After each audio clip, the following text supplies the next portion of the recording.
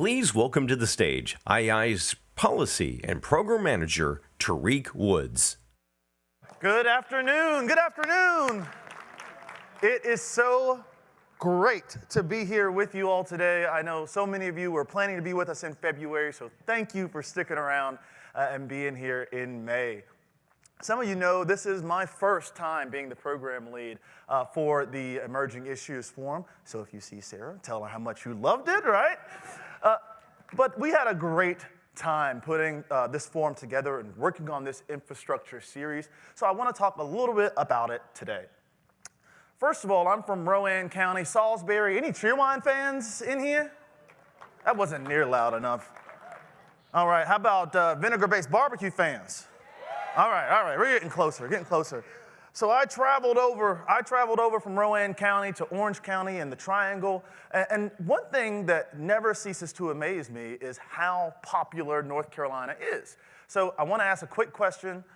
How many people in the room today were born in North Carolina? Wow, look around the room. That's like half. How many people were not born in North Carolina? Y'all are the people moving in. North Carolina is a popular state, and we can't keep that secret anymore, no matter how hard we've been trying to. But we know that there are challenges that come with all of that new growth. So we started thinking when I first got to IEI, what are those challenges and how do we attack them? How do we aggressively get on these challenges so it does not impede our the economic competitiveness of the state? So our first task was to try to find a group of people who could talk about all the energy issues in North Carolina. And if you have been confused this morning, there are a lot of energy challenges. So we held an energy leadership breakfast last May, a year ago, and brought together about 30 leaders to get the first big pictures. You know, what are those gigantic challenges facing our energy infrastructure, and how do we start attacking them? Are we already attacking them, and how do we highlight programs that are? So we held that energy leadership breakfast, and we came out with pages and pages of different information, and we said, everybody in North Carolina can't think the same thing about how we tackle these challenges. So in the month of August, our team drove more than 600 miles back and forth across North Carolina, meeting with communities to try to figure out how they were addressing each one of these challenges. So first we went to Chatham and Randolph counties, and we heard from a group there on how they've been revolutionizing the workforce game and adapting quickly to prepare future energy workers in their areas for all of these thousands of clean energy jobs moving into their part of the state. Then we traveled over to Angela Dunstan's neck of the woods in Bertie County, and we heard about some of the innovative practices that they were using to attack energy affordability. And then we drove all the way to the other part of the state, in Asheville, North Carolina, where we talked about their new energy projects and how they were preparing their community for what those infrastructure projects would mean for them, and how do you get community input on those new projects.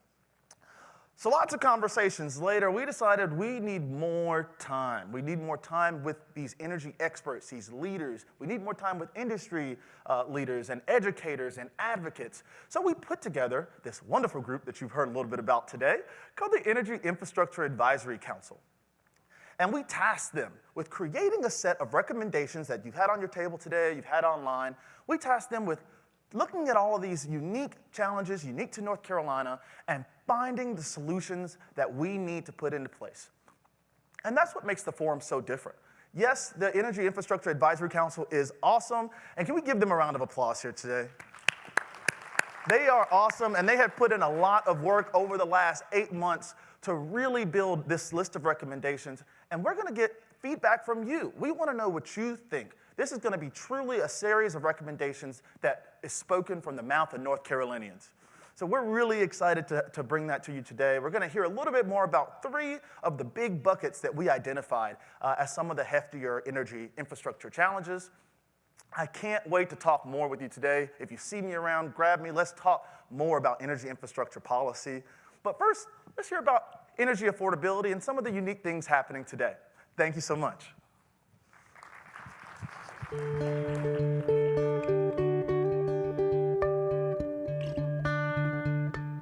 I had some issues with my heat and air. Knew it wasn't doing the job that it should do for the house. You know, I'm like a lot of other folks, credit's not the greatest in the world, couldn't afford to have it fixed, was worried about the age of the unit, when it was going to be playing out, because I keep it serviced, but wondering how much longer it was actually going to last. Light bills were running in the $500 range, and just for one person in the house, it's kind of high. It was a major strain. Like I say, I'm here by myself. It's hard to pay the bills as it is, and then when you get a bill that's as high as that, it's detrimental. It scares you to death to start with, and then I usually have to have my bills extended anyway, so that's another $6 that's added onto it. Our area here is one that really has not experienced any growth in well over 30 to 40 years. And so with that, obviously it does bring challenges in the fact that we do not have business and industry in this area that will generate wealth-creating opportunities for families. And that presents a very unique challenge for us and our leadership team and other stakeholders here at Roanoke Electric. We have, as a part of our strategic direction of the cooperative, is providing low-cost electric service. And the Upgrade to Save fits into that part of our strategy. With the Upgrade to Save program, we're able to reduce the cost of the electric consumption that our member owners have to buy. My house wasn't getting as cool as I thought it should be. My electric bill was running around 300, high twos, maybe threes, some months, and I felt something needed to be done about that. If I could save a little bit here to use somewhere else, I would love to do that. The Upgrade to Save program provides energy efficiency upgrades that results in significantly lower energy bills for the member owners of co-ops. With the people that have come out and talked with me, they told me exactly where my problems are and what we need to do to fix them. The program itself provided a way for me to have my unit fixed and my problem solved, and wasn't able to afford to do it any other way. Once you enroll, and that process takes about 30 seconds, an energy assessor, professional energy assessor, comes out to your home to go through all the cracks and crevices in your home and find out why exactly is your energy bill as high as it is. Once we have the results of that assessment in hand, we can then turn around and direct the service providers that work in the Upgrade to Save program to come out to your home and fix up those spots that we've identified. We can quantify the amount of savings that you're likely to get as a result. I'm thinking that it probably will be well worth the savings of having everything fixed, maybe in the range of $60 to $100 a month. Since I got the system, I have noticed that the temperature maintains better. They tighten up the whole house and the surroundings, so it's holding its temperature a lot better. So the system ain't running as hard. My energy bill decreased for about $40 a month. Well, my overall impression is a great program, and I think everyone that has Roanoke Electric should consider at least get the assessment to see if they need the upgrades, because it's great. Everyone I know that has had the upgrade love it, and they did great for me.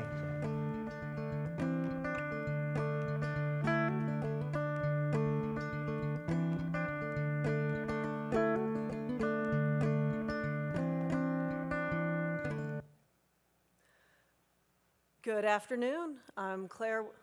Thank you. I'm Claire Williamson. I'm with the North Carolina Justice Center.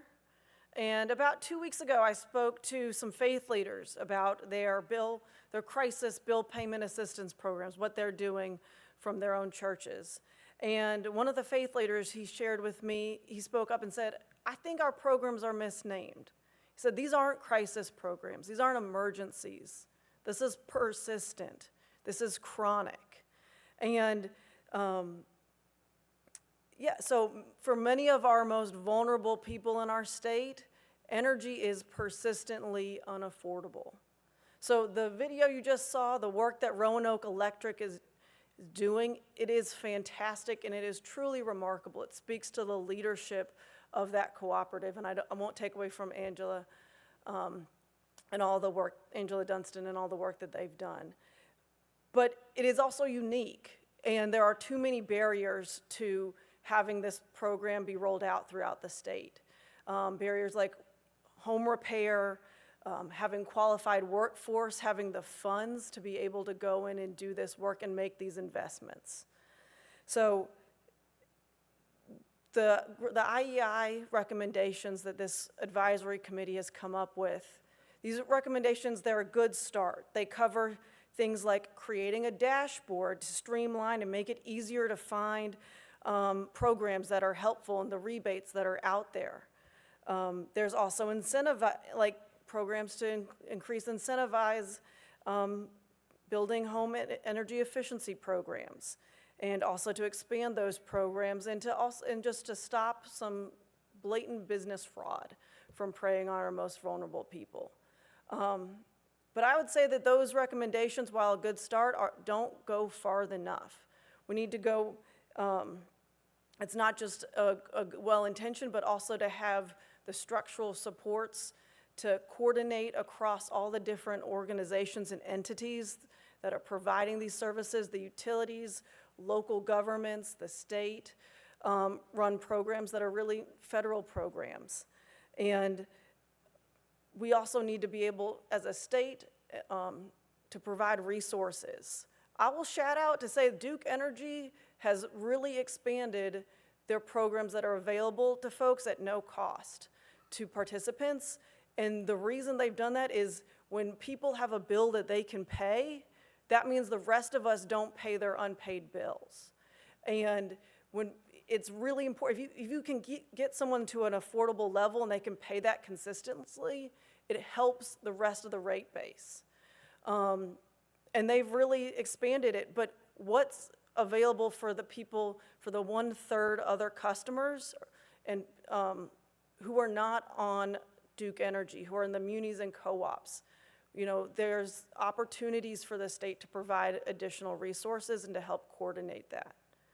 So we've talked a lot about energy infrastructure, and I'd say that energy infrastructure isn't just about the substations and the power plants and the poles and wires. It is also attic insulation. It's also heating and cooling equipment and inefficiencies, the things that are in people's homes that use the energy, and we also need to be investing in those. So we look forward to your feedback, to your ideas, and want to make a difference with you in this. So thank you very much.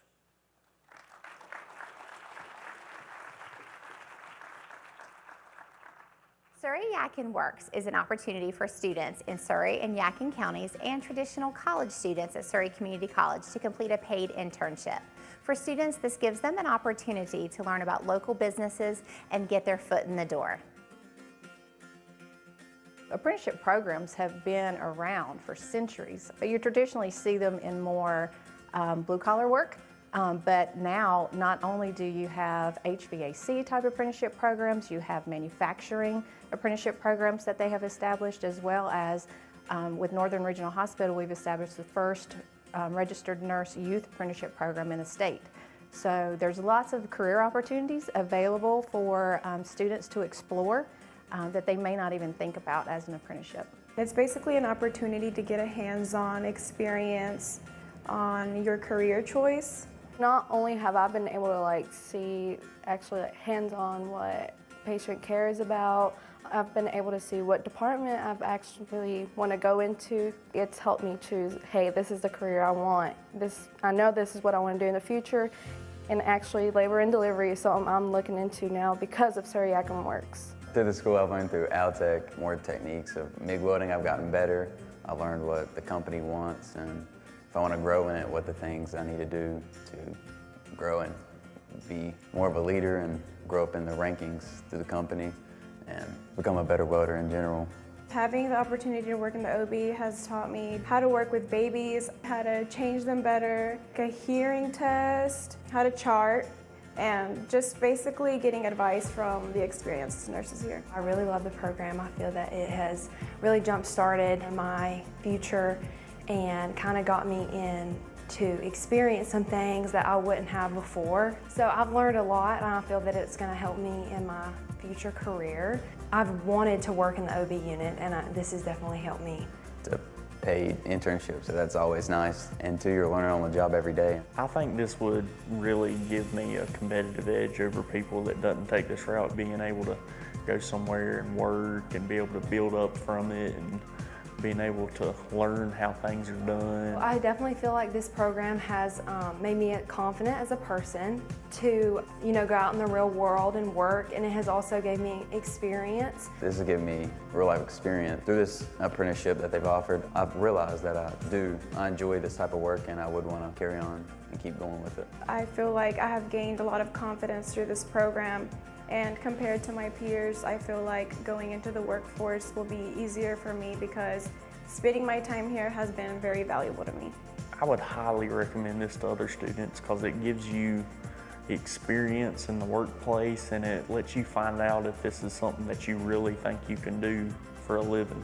If you mess up, they're all willing to help you and make you fix it, and you'll learn from your mistakes and just be better every day. I would recommend this. This is a big benefit, and it'll help you out in the long run. All of the program advisors are the best. If you have any questions, they're willing to help you with whatever. Even outside of work, they're willing to help you. I definitely would recommend this program because of the confidence it builds in yourself, and also the experience that you gain from this program. You're like set for your career. I would take great advantage of this. This is a great program, and honestly, like anything that you do here at Surrey Yakin Works, it'll help you in the long run.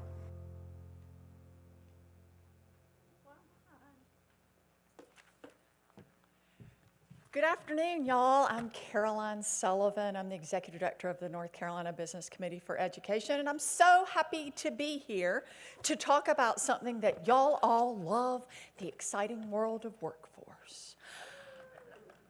Save the planet, become an electrician.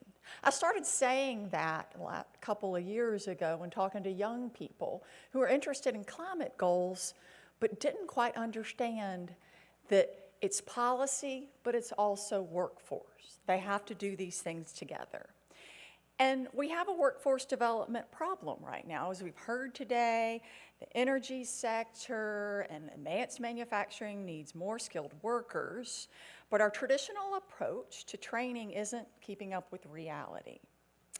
So today we heard about the massive amounts of electricity and grid stress that we're going to need to address the coming of AI, all of the population growth, and the great economic development that has happened in our state.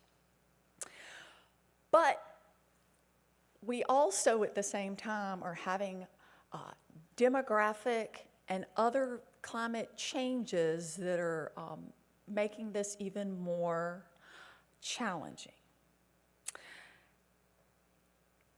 Let me tell you a few statistics that surprised me. Okay, we all know that our workforce is getting older. We've heard about the silver tsunami and people leaving all of the sectors. It is worse in this sector. The average utility worker is 47. The average licensed electrician in North Carolina is 57. And we have actually less electricians licensed in the state than we had 20 years ago when the average age was 47. And our pipeline is shrinking. Y'all have heard about the higher education apocalypse.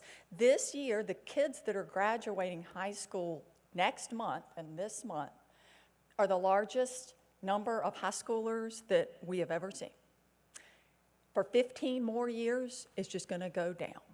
Right? This is the demographic challenges that we had after the Great Recession. So we've got both things coming up. We're using a workforce development model that is designed for stability and predictable change. But right now, the rapidity of all this change and the demographic challenges of fewer workers, we just cannot keep up. We have a skills gap. We have an interest gap, and we have systems that need to align, but they do not always align. Employers need jobs filled, but they can't find candidates with the required skills or educations or certifications. Adults want better jobs, but they don't know how to access the training that they need, and they don't have the support to do that. High school students are looking for career pathways that provide them with economic mobility, but they do not know about the opportunities in energy. I love Surrey Yadkin Works. Of all of the things that I've seen in my long life, that program is the best one that I have ever seen.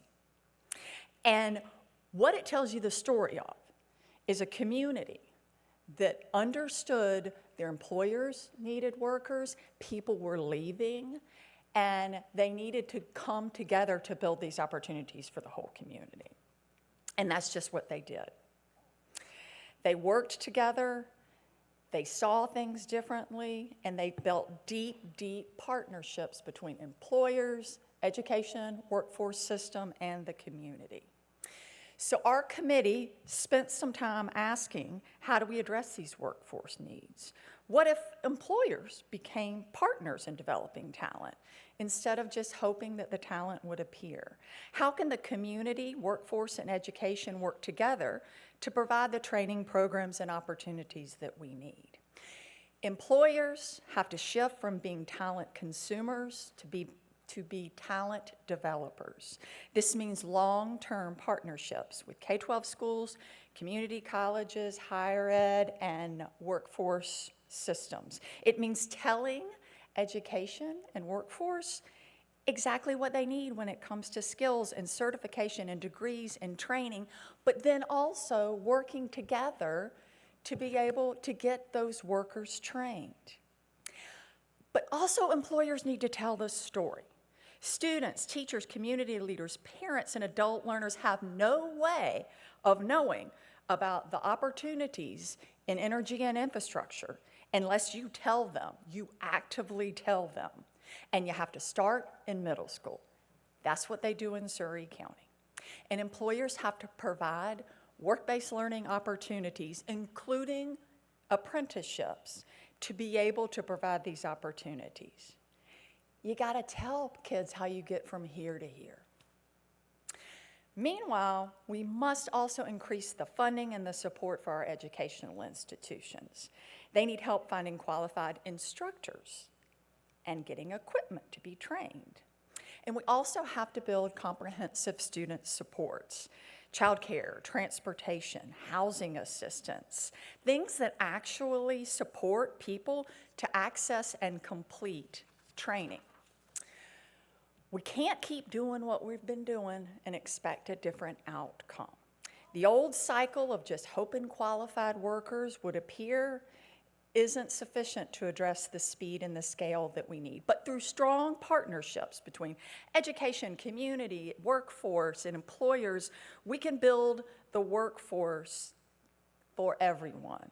Employers can get the trained talent that they need and grow that talent locally instead of just competing for workers. Students can get clear information, real opportunities, meaningful support, and pathways into well-paying careers that they never knew existed.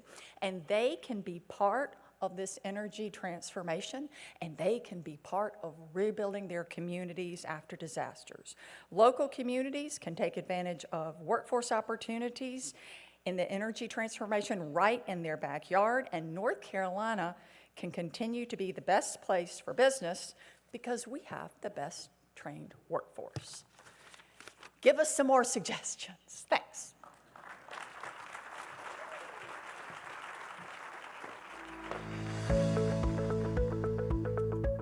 So I decided I wanted to be an architect because I really wanted to design a house for Superman. That was where the dream started. SFLA is an architectural firm, and our goal is to become the nation's preeminent designer of high-performance facilities with a specialty in alternative delivery methods. So Sandy Grove Middle School is a school that was started before the recession. We worked with the school district to program the building. We worked with them very closely to decide what the building would look like, what the finishes would be, and then the recession hit and the building went on hold. The superintendent came to me and said, number one, we have to have this school. And he said, if you can find a way to do the school and have it not cost us more than $450,000 a year, we can do it. So I said to the superintendent, if you let us own the building and lease it to you and allow us to make it an energy positive building, I believe we can reduce the cost from $1.5 million a year to $450,000 a year. we can pretty consistently eliminate the electrical cost. So we can eliminate 1/3 of the pie by designing a building that doesn't have a power bill. And when we did that, the superintendent and the school board said proceed, and we designed and built the building.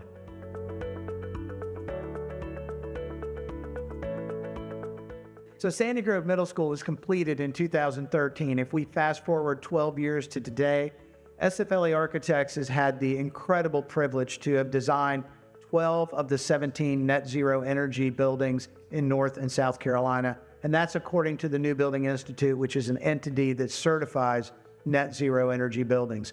On this journey, we have learned a lot. First and foremost, we've learned that the relationship between the client, the owner, and the architect is critical. They have to be, all entities have to be united on this mission or this vision to deliver a net zero energy building. Over the years, we've watched how our buildings use energy, how they lose energy, and how they generate electricity. We've learned that the shape and the location of the glazing, the glass in the building, can have a tremendous impact on how that building uses energy. We've learned that a more compact floor plan will save money on construction. It also, a more compact building uses less energy because it has less surface area.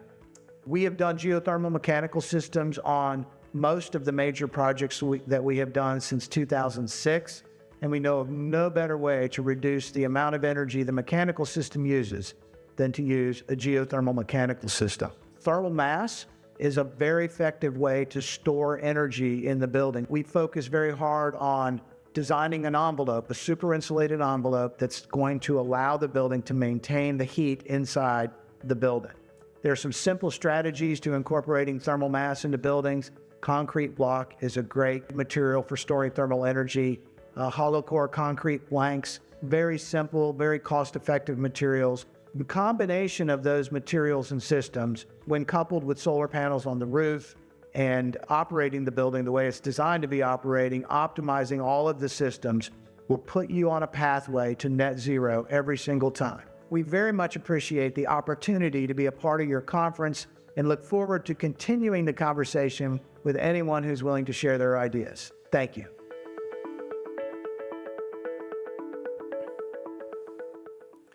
Good afternoon, thank you. My name is Dana Magliola, and we're going to turn the page from education and workforce to business, although we all know they are intricately involved with each other. I'm proud to be here today in my role as the North Carolina Chamber Foundation Infrastructure Lead.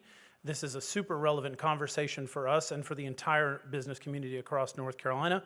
I'm also really pleased to be back at the IEI Forum as an IEI alumni, so thank you to Sarah, Tarik, and the whole team.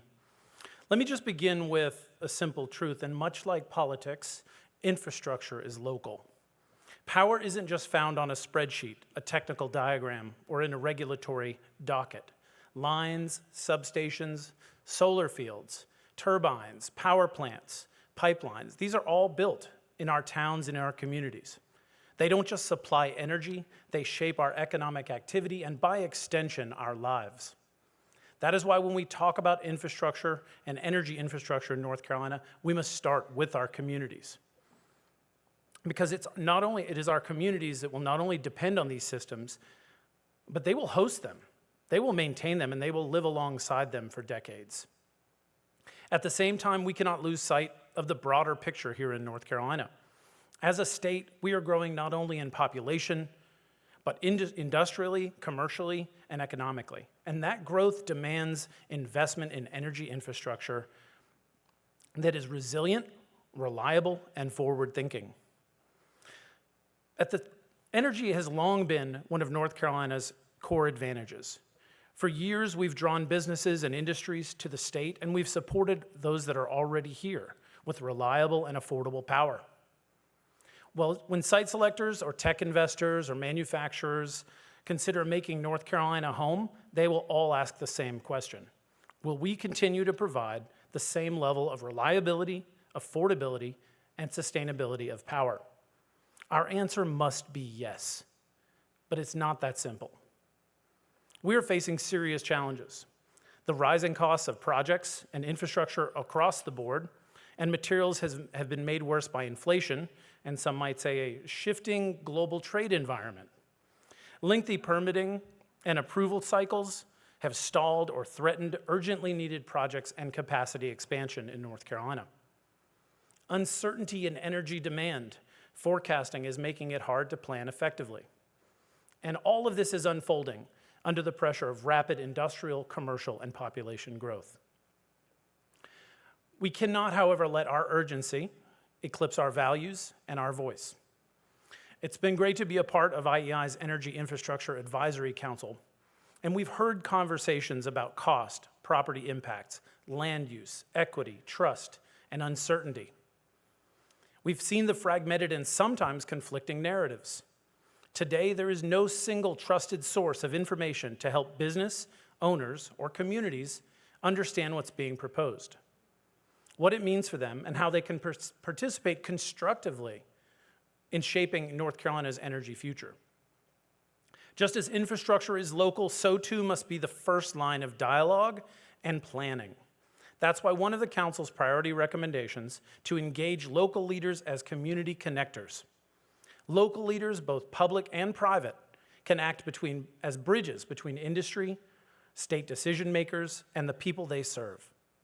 But only if they are engaged early in the process and equipped with the right information.